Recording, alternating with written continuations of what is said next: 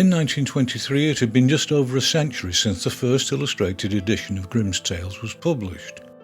And in that year, Danish illustrator Gustav Tenggren created a series of traditionally styled images using pen and tonal watercolour washes. Despite Tenggren's reliance on the mood and characterisation of Rackham's 1909 edition, it was a great popular success. And it was far from coincidental that he was later chosen to make a significant contribution with his concept, character design and background art for Disney's 1937 feature-length animation of Snow White.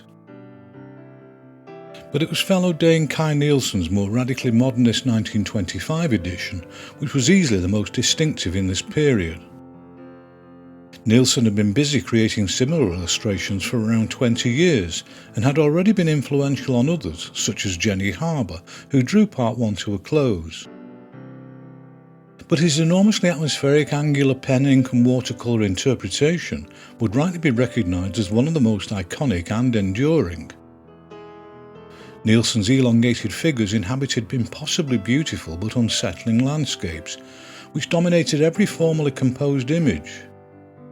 And it was only the series of monochromes he also produced which were more dominated by the characters, drawn using a distinctive blend of folk art and Art Deco elements. But it was by no means over for the more traditionally inclined.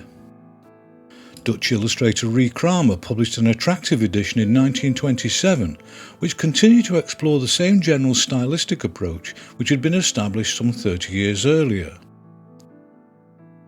And in 1932, Munro Orr created a series of particularly attractive and amusing tonal watercolour renders, which although considerably more upbeat and brightly coloured, nevertheless owed a stylistic debt to Rackham.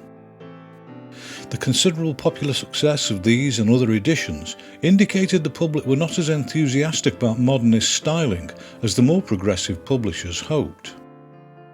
But some, such as Joyce Mercer, were able to attract and please large numbers of readers, even though her approach to image construction was far from conventional. Her 1934 edition was an angular and brightly coloured visualisation, which featured calligraphic line and colour applied generally flat. And although they were possessed of great visual charm, there was also an underlying sinister quality to the images which had been influenced by what Nielsen had created a decade earlier. Czech-born van der Gogh published an American edition in 1936 which harnessed European folk art principles with a series of charmingly naive monochromes using a less slavish approach to anatomy than others. Nevertheless, she was able to create some highly atmospheric scenes and character studies. In 1941 the world was at war for the second time, so there were only a couple of new editions published.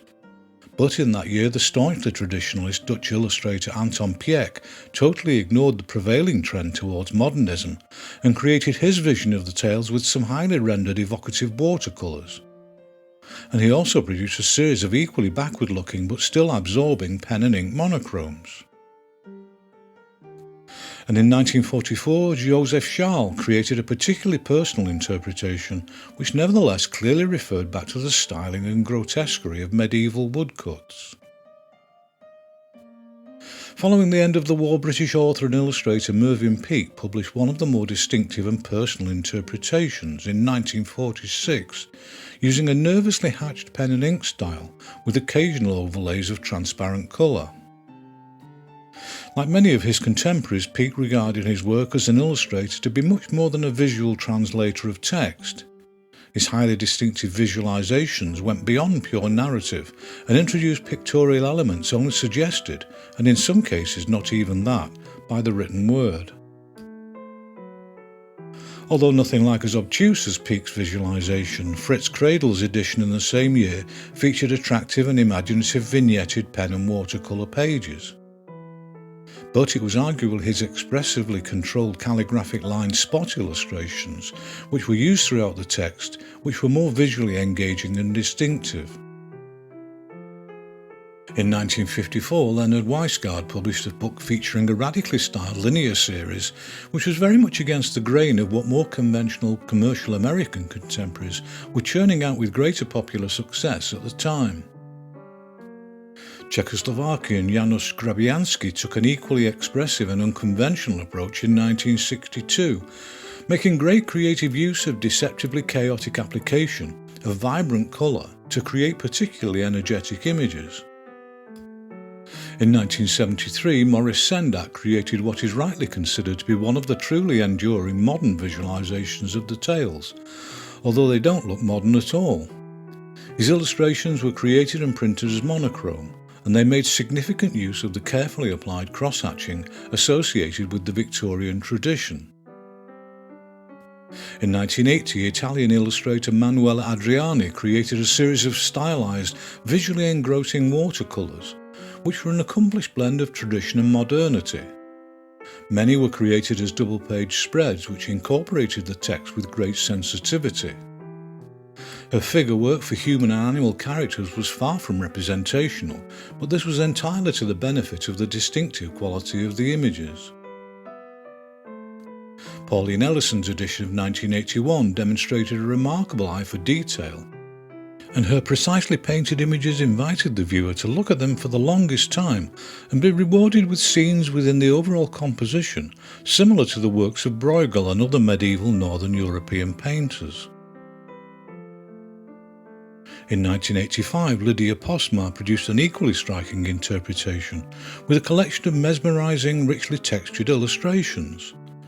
The delicacy of her colour application and dreamlike quality of her images contributed greatly to what appears to have been the last significant 20th century edition of the tales. And following this, the general absence of other worthwhile examples led me to wonder if this would be where the trail would run out, possibly due to a general lack of interest from a generation far more invested in computer games and effects-driven films. But in 2005, Agnes Indre created a series of humorous and visually engrossing watercolour illustrations, which happily seems to have been one of the earliest 21st century examples of quite a few remarkably attractive and stylistically diverse visual interpretations. It would be hard to imagine a more radically different interpretation than these wordless digital comic strips from Frank Flirtman, published in 2013. And while they may not be as richly decorated as others, this defiantly digital edition is nevertheless a witty modernist alternative, eminently suited to what has been referred to by some as the post-literate generation. And in the following year, Jan Legendra's edition was published, also created using digital vector graphics, although with a considerably more representational approach than Flirtman's. Nevertheless, this series of aesthetically balanced, absorbing narrative illustrations dispense with any hint of painterly quality or tonal application. These pictures may have been some considerable distance from those of the Golden Age, but as far as I'm concerned, they were every bit as visually compelling. But others seem to have been intent on carrying on with traditional techniques and styling. Don Daly's edition, also from 2014, couldn't have been more unlike Legendra's flat graphic technique. His interpretation capitalised on his breathtaking accomplishment with his chosen medium, and although romantic, these images still resonated memorably with the darker elements of the tales.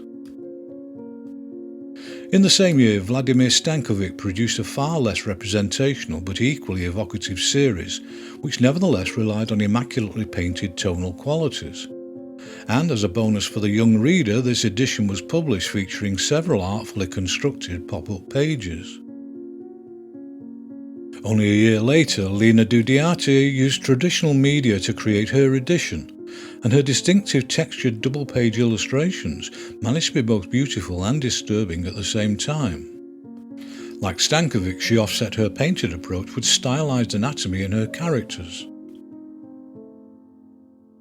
Gris Grimley's visualisation took the darker elements of the various stories and made considerable creative use of them, with the restricted colour palette even more sombre than Rackham's from a century before. But he also added considerable humour with his finely drawn, sophisticated contemporary cartoon style. I'm concluding this pair of videos with Anna Lang's 2018 edition, which contained a series of particularly atmospheric and absorbing textured paintings. And I don't know, nor do I feel the need to know, whether they were painted digitally or traditionally. And I must say it's rather nice to be able to end a video such as this with images by contemporary illustrators, which convince me that optimism for the future of narrative illustration, however it's been created, isn't misplaced.